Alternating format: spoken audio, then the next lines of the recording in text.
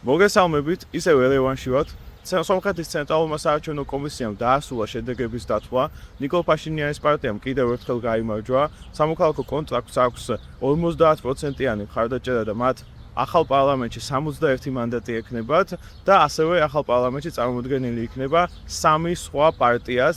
ეს არის სამუელ კარაპეტიანის, რუსეთიდან ჩამოსული ოლიგარქის ძლიერი სომხეთი, რომელიც მეორე ადგილზე გავიდა, პრორუსი ყოფილი პრეზიდენტის რობერტ ქოჩარიანის სომხეთის ალიანსი და ასევე ოლიგარქის გაგիկ წარუკიანის აყვავებული სომხეთი.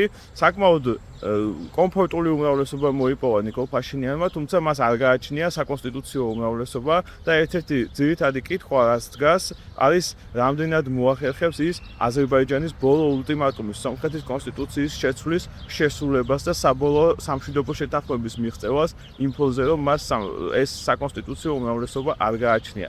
ასევე საინტერესოა ამ არჩევნების შემდეგ როგორ დარეგულირდება რუსეთისა და სომხეთის ურთიერთობები, იმიტომ რომ არჩევნებამდე ჩვენ ხედავდით რუსეთის მხრიდან სხვადასხვა ტიპის ჩარევებს, როგორც იყო სოფლის მეურნეობის პროდუქტებზე შეზღუდვების დაწესება, მუქარები გაზის გაძვირებით, ევრაზიულ კავშირსა და ევროკავშირს შორის არჩევანის გაკეთებაზე მუდმივ აპელირებას.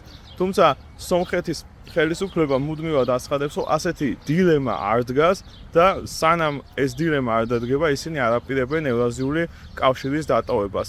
საინტერესოა ასევე როგორ იმოქმედებს ხელისუფლება ოპოზიციის წინააღმდეგ, იმიტომ რომ ნიკოლ ფაშინიანმა უკვე გააკეთა განცხადებები, რომ სამუელ კარაპეტიანის, რობერტ ქოჩარიანის და გაგիկ წარუკიანის ციხეში უნდა წავიდნენ და ჩვენ ხედავდით ქვედა დონეზე ოპოზიციის აქტივისტების დაკავებებს მომჩევლის მოსყიდვის ბრალდებით და სხვა ბრალდებებით. ასევე ვიცით, რომ სამუელ კარაპეტიანი შინაპატიმრობაშია და თავკაკუთარი სახლიდან აწარმოებდა საარჩევნო კამპანიას. შეიძლება თუ არა შინაპატიმრობა პატიმრობის სხვა ფორმით და რა სამართლებრივ ზომებს მიიღებს ნიკოლ ფაშინიანის ხელისუფლება ოპოზიციის წინააღმდეგ, ამას უახლოეს მომავალში ვიხილავთ. თუმცა ამ ეტაპზე შეგვიძლია ვთქვათ, რომ ეს იყო ერთგვარი რეფერენდუმი სომხეთში რუსეთსა და ევროპას შორის, ძველ რეჟიმსა და ახალ რეჟიმს შორის. გაიმარჯვა ევროპულმა გზამ და ჩვენ ამას ხედავდით საარჩევნო უბნებზე, ცოტა ეს მოქალაქეებს კითხვებს უსვამდით და გაიმარჯვა ნიკოლ ფაშინიანის ხელისუფლებამ იმ ძველი კორუმპირებული სახეების წინააღმდეგ, რომლითაც ნამდვილად გადაღლილია სომხური საზოგადოება და ეს ამ არჩევნებზე კიდევ ერთხელ დაადასტურდა.